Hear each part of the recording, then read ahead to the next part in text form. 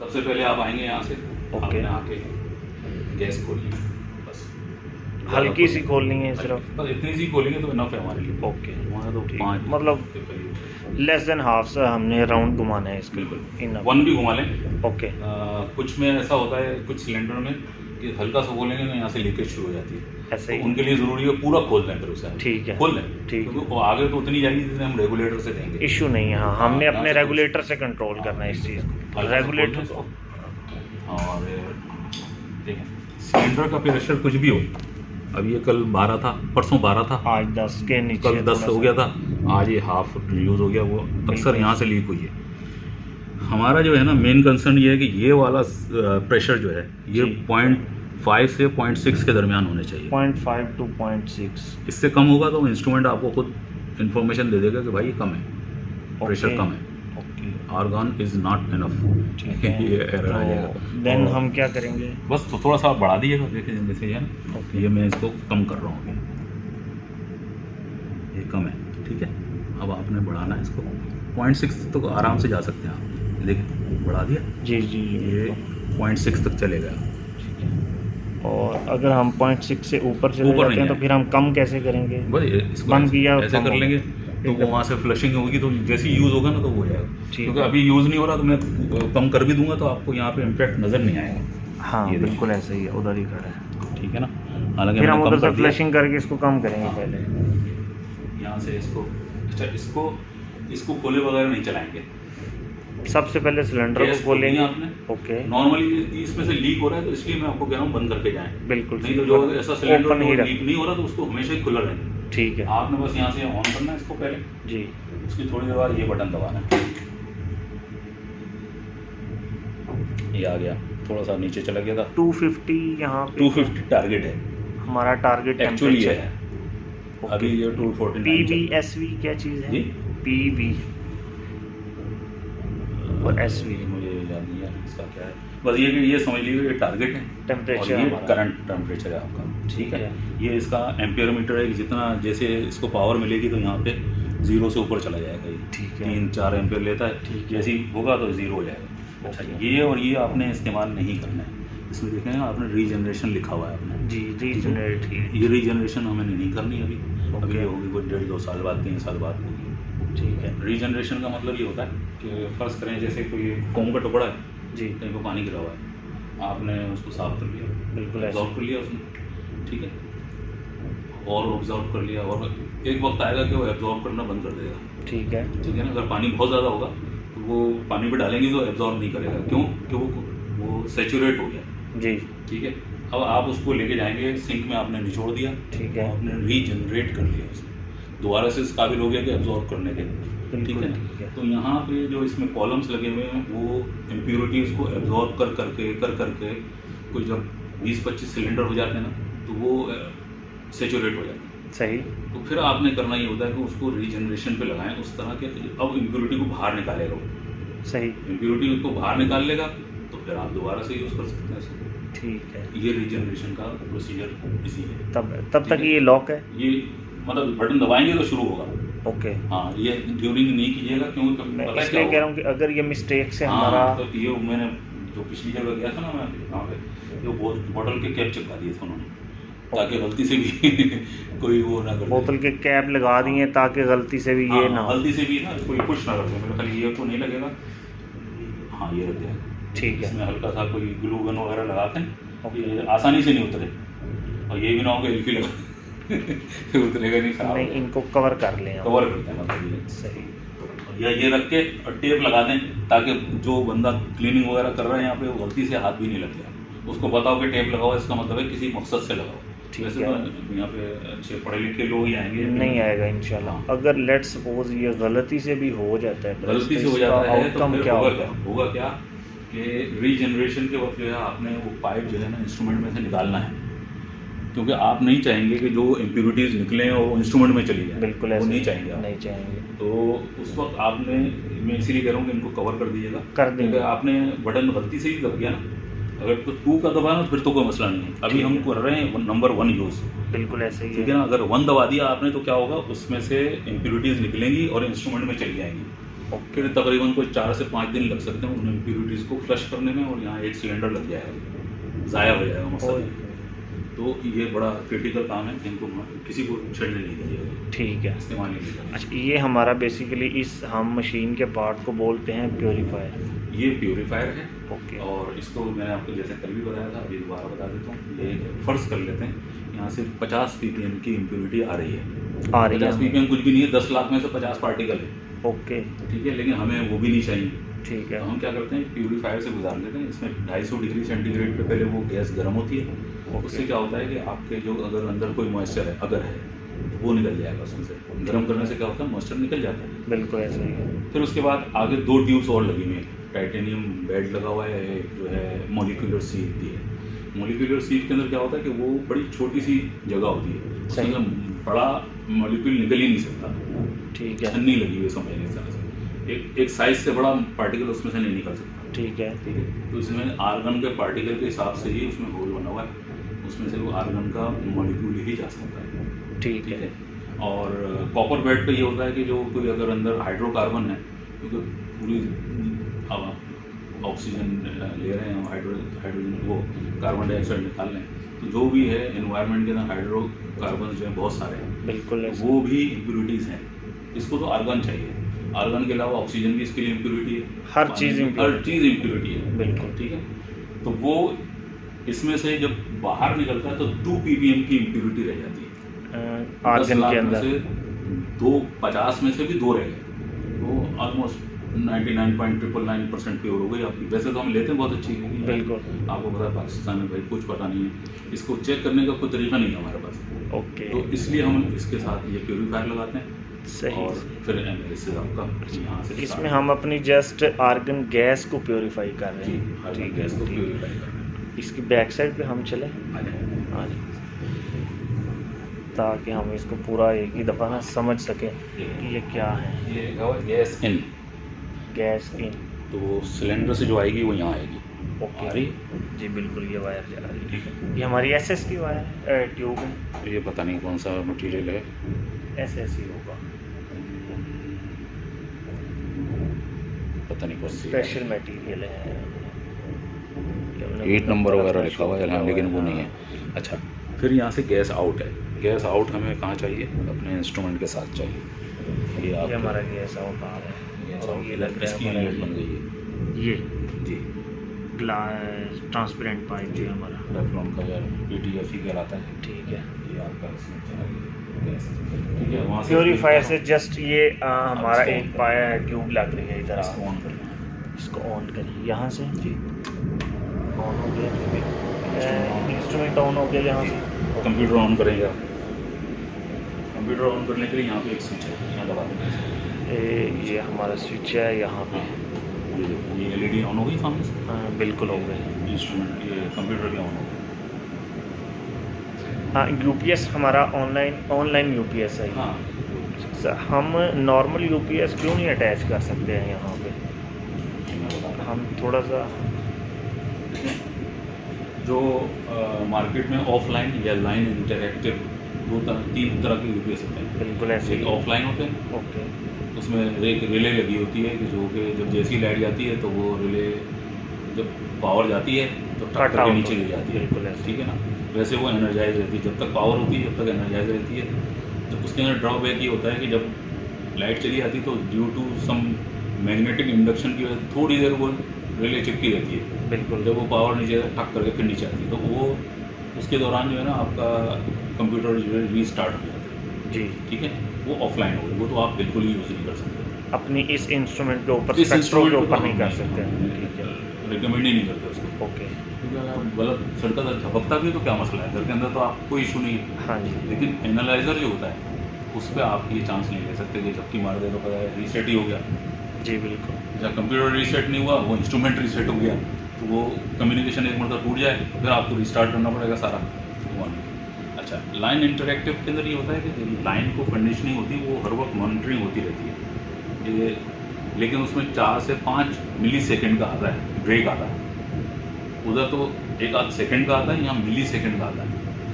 मिली second के अंदर भी हो सकता है कभी वो डिले बढ़ जाए, फिर क्या होगा, फिर कोई मसला हो जाएगा आपका। हमारे लिए वो भी सही है। एक्सेप्टेबल नहीं है। एक्सेप्टेबल। ठीक है। ऑनलाइन के अंदर होता यह है कि मुस्तकिल लोड जो होता है बैटरी को होता ही होता है। इन्वर्टर हर वक्त काम कर रहा है उसका। हमारा पीछे ऑनलाइन लाइट है, यूपीएस को पीछे लाइट है तो बैटरियाँ चार्ज हो रही हैं। जी। लाइट नहीं है तो बैटरियाँ तो चल रही हैं उसमें। ओके। लोड हमेशा बैटरी को होता है। हम अपना जो इंस्ट्रूमेंट है हमारा, हाँ। उसका लोड हम बैटरी से ले रहे हैं अपना, हम डायरेक्टली वापदा से नहीं ले रहे। आपने देखा होगा ना बाईपास भी मैंने बंद करवाया। बिल्कुल, ये बाईपास हमने बंद करवा दिया बंद यहाँ करवा पे। दिया ये था, जो इसी वजह से येलो करवाया लाइट था है, कि ये उस वक्त जो है 250 वोल्ट दे रहा था। बिल्कुल ऐसा हमारे ही। इंस्ट्रूमेंट के लिए खतरनाक है। मेरा वजह में 5-6 सप्लाईज लगी हुई हैं उसके अंदर। हमें एग्जैक्ट सिंगल एक फेज का वोल्ट 220 वोल्ट चाहिए। 220 वोल्ट चाहिए, 230 वोल्ट तक है। ओके, तो वो हमने 220 से लगवा दिया था फिर। ठीक है। तो बस ऑनलाइन यूपीएस का भी पीछे देखें हमारी वायर्स कैसे जा रही हैं। हाँ,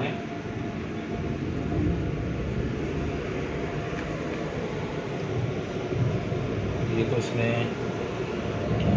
सर इन्होंने टाई कर दी। हाँ, ये हमारा मुझे लग रहा है आइसोलेशन इनलेट ट्रांसफार्मर है। है। कोई बात नहीं, हम देख इन तो सकते हैं ना। इन है। हाँ, ठीक ये है। हमारा इनपुट है। हाँ, इनपुट है। ओके। और ये जो है आपका वाइट, ये आउट है सारे। ये वाइट हमारी ना डायरेक्टली आइसोलेशन पे जा रही आइसोलेशन ट्रांसफार्मर पे जा रही है। है। फिर वहाँ से निकाल के हमने आगे दिया। आइसोलेशन ट्रांसफार्मर के बारे में भी बताएं। आइसोलेशन ट्रांसफार्मर ये होता है कि ये प्राइमरी, आपको पता है ट्रांसफार्मर में क्या होता है, 2 वाइंडिंग होती हैं। बिल्कुल ऐसे। एक प्राइमरी होती है, एक सेकेंडरी होती है। हाँ जी। कुछ होते हैं स्टेप अप, कुछ होते हैं step step down. Down. Step up उसको कहते हैं जो इनपुट से ज़्यादा वोल्टेज जनरेट कर रहे होते हैं, तो वो स्टेप फर्स्ट अप। करें 110 लेके 220 दे रहे हैं Step तो up। स्टेप अप हो गया। ओके। 220 लेके 110 दे रहे हैं तो स्टेप डाउन। Step down. एक होता है ऑटो, मतलब सॉरी ऑटो कह रहा हूँ, फोर्थ भी है। थर्ड हो गया आपका ऑटो ट्रांसफार्मर। ऑटो ट्रांसफार्मर के अंदर ये होता है कि वाइंडिंग एक ही होती है। ठीक है। प्राइमरी भी वही है, सेकेंडरी भी वही है, लेकिन उससे थोड़े से ऊपर लूप निकाल लिया है। ठीक है। उसमें क्या होता है, करंट लग सकता है। अच्छा। आइसोलेशन ट्रांसफार्मर के अंदर ये होता है कि प्राइमरी अलग होती है, सेकेंडरी बिल्कुल अलग है। इन Okay। दोनों का आपस में इलेक्ट्रिकल कोई कनेक्शन नहीं है, लेकिन 220 इन है और 220 ही आउट है। ठीक है। इन भी 220 है और आउट भी 220 है। आइसोलेशन ट्रांसफार्मर से फ़र्क क्या होता है, अभी मैं इसमें फेज जहाँ पे आ रहा होगा ना, हाँ। मैं अगर उंगली दे दूँगा ज़मीन पर खड़ा हूँ, करंट लगेगा बड़े जोर। बिल्कुल ऐसे। दूसरी तरफ न्यूट्रल है, उधर करंट नहीं लगेगा। ऐसे। ठीक है। आइसोलेशन में ये होगा कि 2 तार निकलने हैं उसमें से। हाँ। एक वक्त में एक तार पकड़ूंगा, चाहे वो कोई सा भी हो, या राइट वाला हो या लेफ्ट वाला हो, करंट नहीं लगेगा, ओके। क्योंकि वो सर्किट कंप्लीट नहीं हो रहा ना। ठीक है। ठीक। उससे ग्राउंड से अलग हो गया मैं, बिल्कुल वॉल ऐसे। का ग्राउंड जो है, हाँ। क्योंकि उसका न्यूट्रल जो है कहीं ना कहीं ग्राउंड हुआ हुआ है। बिल्कुल ऐसे। जैसे ही मैं हाथ लगाऊंगा तो फेस के जरिए जो मेरे पाँव के जरिए सर्किट न्यूट्रल आपका मिलेगा, कंप्लीट हो जाएगा और और मुझे आपको करंट करंट लगेगा। यहाँ पे आइसोलेशन में ये आइसोलेशन में ये होगा कि वो उस ग्राउंड से अलग हो गया। एक तार को लगाऊंगा तो हाथ, दोनों को पकड़ूंगा तो लगेगा, क्योंकि मैं यहाँ से सर्किट सर्किट कंप्लीट कंप्लीट हो गया। ठीक है। तो एक को हाथ लगाऊंगा नहीं लगेगा, दूसरे को हाथ लगाऊंगा नहीं लगेगा। हाँ। हमने आइसोलेशन ट्रांसफार्मर लगाया इसलिए है क्योंकि यूज़र भी सेफ रहे, हमारा इंस्ट्रूमेंट भी सेफ रहे। ओके। ये हमारी इंस्ट्रूमेंट की रिक्वायरमेंट है कि हमारा जो ट्रांसफार्मर और यूपीएस 3 kVA का हो। ये जो है जब एनालिसिस हो रहा होता है ना, तो तकरीबन 1000-1200 वोल्ट होता है, तो हम कहते हैं 1500 वोल्ट, 1500 वाट ले रहे हैं। वाट। तो 1500 वाट का मतलब ये होता है कि जब कोई भी यूपीएस होता है ना, जैसे 202 kVA का यूपीएस लिया, आप उसमें 100% लोड नहीं, एफिशिएंसी 75% उसकी एफिशिएंसी मानते हैं। हम उसको तो 3 की 2 kVA रह जाएगी। हम ठीक है? कंसीडर कर रहे होते हैं कि Consider। अगर ये इसकी एफिशिएंसी लेस भी हो तो हम हमें सेफ रखें, हमें ये होगा थोड़ा सा इंस्ट्रूमेंट को सेफ। फर्स्ट करें एनालिसिस हो। आपके पास तो खैर इतना ज़्यादा क्रिटिकल नहीं है, जी। लेकिन यहाँ पे मेट लटका होता है ना, वहाँ पे बड़ा क्रिटिकल होता है। ठीक अब है। यार वहाँ से निकल चुका है सैंपल और यहाँ टेस्ट हो रहा है, लाइट चली गई। बिल्कुल अब ऐसे। यूपीएस आपका अगर बिल्कुल लबेदम रह गया है, 5-7 मिनट का बैकअप दिया है उसने, तो वो तो बंद हो जाएगा थोड़ी देर में, हो सकता है हाँ। ड्यूरिंग एनालिसिस ही बंद हो जाए, तो वो आप चांस नहीं ले सकते। इसलिए हम थोड़ा सा ऊपर ही रखते हैं इसको, ओके। यूपीएस को, कि आपको 19 मिनट का बैकअप होता है फुल लोड पे। ठीक है। अगर 1500 वाट का है, 1500 वाट का लोड लगाया आपने, 19 मिनट का बैकअप देगा। ठीक उसके है। बाद 20वां मिनट नहीं कर सकेगा। और टाइम के साथ साथ आहिस्ता आहिस्ता कम होता है, क्योंकि बैटरियाँ अपनी लाइफ गुजारती हैं, उनका टाइम लगता है। तो इसलिए हम थोड़ा सा ऊपर रखते हैं कि आप 3 kVA का ले लें, सुकून से आप ही रहेंगे। हाँ। मैं तो यहाँ से चला जाऊँगा, भुगतना आपने बाद में। हाँ। अच्छा, इसमें हमने सिर्फ और सिर्फ इंस्ट्रूमेंट का और ये वाला लोड डाला है, है अपना ये कंप्यूटर LED और केबल। इंस्ट्रूमेंट। अच्छा, एलईडी केबल और इंस्ट्रूमेंट का लोड हमने यूपीएस पे डाला। ठीक है। ठीक है। ना इसका प्रिंटर का भी हमारा इस 1200 पे नहीं। 1500 वाट लेता है जब प्रिंट हो रहा होता है। हाँ, प्रिंटर को भी हमने डायरेक्टली स्विच डायरेक्ट में लगाया, लगाया। इसी तरह हमने ये भी डायरेक्ट लगाया, प्योरीफायर को भी डायरेक्टली हमने क्योंकि स्विच ये के बंद हो अंदर जाए तो लगाया। हमें एनालिसिस का कोई इशू नहीं है। बिल्कुल ऐसे ही है। 250 जो टेम्परेचर है इसका वो मतलब Maintain आधे घंटे करके। तो मेंटेन रहेगा ही ना। बिल्कुल ऐसे इसी ही। तरह में आपका एनालिसिस तो हो जाएगा जो रनिंग के अंदर चल रहा है। बिल्कुल बिल्कुल ठीक है। ठीक है। अब हम अपना स्पार्क लगाएं। हाँ लगाएं सर। ये अभी अब आप ही करेंगे या मैं करूँ? आप करें। चलें। मैं आप आए हैं सुबह सुबह ऑन किया आपने, जी। ये एक मतलब क्लिक करेंगे जब ये मूवमेंट होगी जी, माउस हमारा तो सेविंग पे चला ठीक जाएगा, पावर है। सेविंग। हमने अपने इसको सॉफ्टवेयर डबल को, क्लिक सॉफ्टवेयर लिखा हुआ है PCLD। SMA करके है और PCLD LRS है, जी PCDRLS है। जी ठीक है। अब यहाँ से आपने ऑपरेटर की जगह आपने करना है एडमिनिस्ट्रेटर। पासवर्ड लेकिन आपको अभी पता है। अगर हम ऑपरेटर कर रहे हैं तो फिर हम कोशिश सिर्फ करें ऑपरेटर ऑपरेटर पे चलाएं हम इस दफ़ा भी। हाँ मेरे पास अभी पासवर्ड हाँ, ज़बानी याद ऑपरेटर नहीं का, है ओके, ऑपरेटर का पासवर्ड कल हम मैं अपने, आपसे ले लूँगा ठीक है, उससे। बिल्कुल तो ठीक है। फिर अभी हमारा 8888 एडमिनिस्ट्रेटर।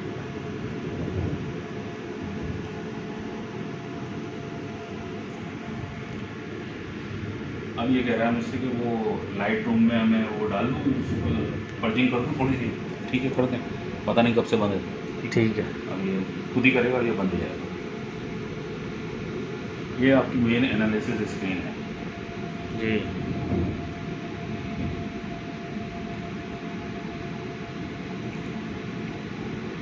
ये देखें R1 इज़ इनफ। अगर वहाँ से अब कम कर देंगे ना, जी जी जी बिल्कुल। ओके। उसको हमने कम किया तो थोड़ा सा देखें वो 6 से जो है 5 से भी नीचे आ गया है। हाँ बिल्कुल। ठीक है, उसको बढ़ा दें, 6 तक कर दें इसको। थोड़ा सा बढ़ा दें। हाँ इसको उधर घुमाएंगे तो बढ़ेगा। हाँ हाँ बढ़ाएं, बढ़ाएं 6 तक कर दिएगा।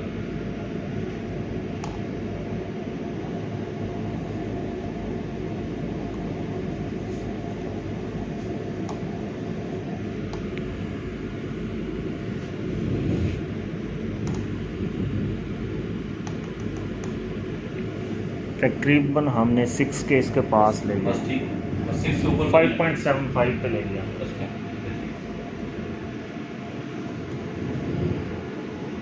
वो भी बता रहा है कि आर्गन इज़ इनफ। इनफ। और AF क्या चीज़ है? AF लाइजर।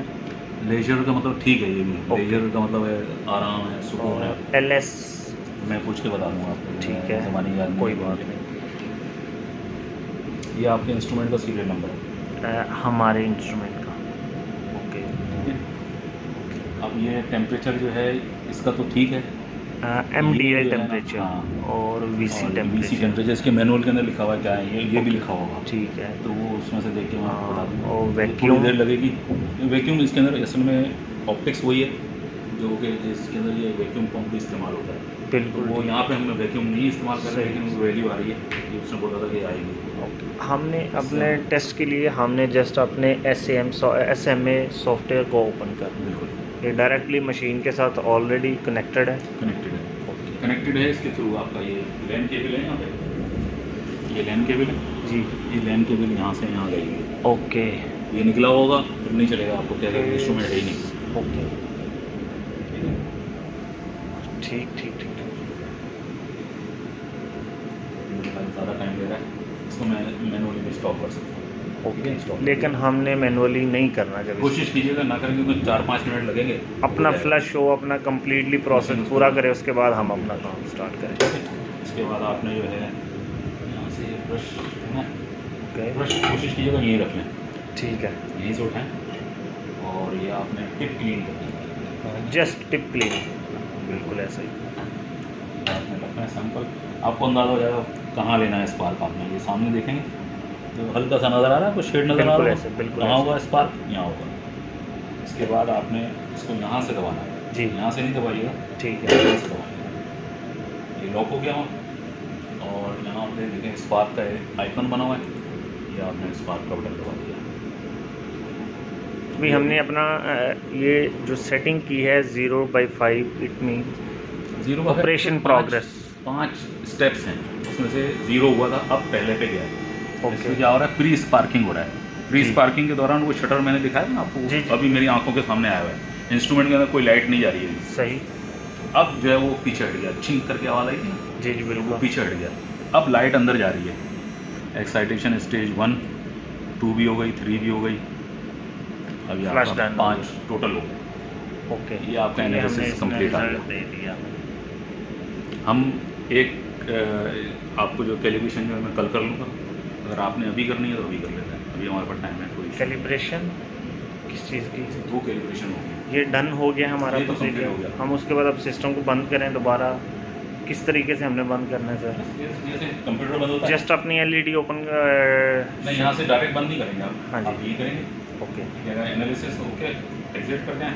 ओके, इसके बाद यहाँ से जैसे कंप्यूटर में होता है, शट डाउन बटन दबाया है, शट डाउन का, ओके, शट डाउन कर शट डाउन हो जाएगा। ओके। ओके, सारी चीज़ें मशीन हमारी Reverse में ऑफ है, नहीं ऑन है ना, मशीन अभी ऑन है। हाँ हम मशीन तो को कंप्यूटर बंद कर रहे हैं, बिल्कुल ऐसे बस ही। लेकिन ये बंद हो जाएगा तो पीछे से जो बटन है आपका ब्लू कलर का, जी। उसको दबा देंगे वो बंद हो जाएगा। पीछे जाएंगे हम अपना, मैं इसको शट डाउन कर दूँ, जो मैं Same। कहूँगा आपको तो बंद कर दूँगा।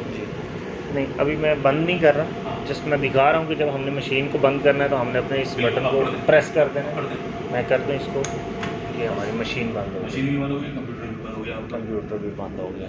तो देन जो आपका आते वक्त यूं प्रोसीजर था, जाते वक्त यूं हुआ हाँ प्रोसीजर। बिल्कुल, पहले हमने अपना एलईडी को ऑफ किया, एलईडी को ऑफ करने के बाद हमने बैक साइड से मशीन को, मशीन के बाद अब हम आ जाएंगे प्योरीफायर प्योरीफायर के हम इस बटन को ऑफ करें। डायरेक्ट बंद। उसके बाद हम जाते हुए अगर तो हमारा सिलेंडर लीकेज है हाँ, तो हम कोशिश करेंगे कि इसको ऊपर जो इसकी एल की है हम उससे इसको क्लोज करके तो फिर हम अपना आउट हों। ठीक है, ओके। प्रिंटर वगैरह को पावर मिल रही है, पीछे से इसको बंद। प्रिंटर को मिल रही है, हाँ प्रिंटर अपना, और यूपीएस तो डायरेक्ट आपको जिस तरह बताया हमारे हमने, directly थोड़ी देर लगा हुआ दबा के रखें, हाँ। फिर एक मरतबा और दबा देंगे तो शट डाउन हो जाएगा। हाँ यूपीएस को हम बंद करेंगे, ये यूपीएस का बटन लगा हुआ है, इसको 3 सेकंड के लिए हमने पहले प्रेस करना है और फिर दोबारा प्रेस करेंगे तो ये ऑफ हो जाएगा। जी, ठीक है, क्योंकि उन्होंने कहा था कि अगर ये फर्स्ट टाइम आप किसी मिस्टेक बाय मिस्टेक हाथ लग जाता है तो ये एक ऑफ मरतबा ना में हो। गरम बंद नहीं होगा, मेरा ख्याल है ये बंद नहीं हुआ।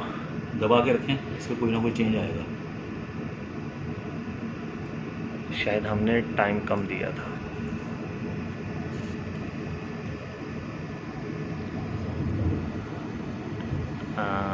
अभी बंद नहीं हुआ या हो गया है?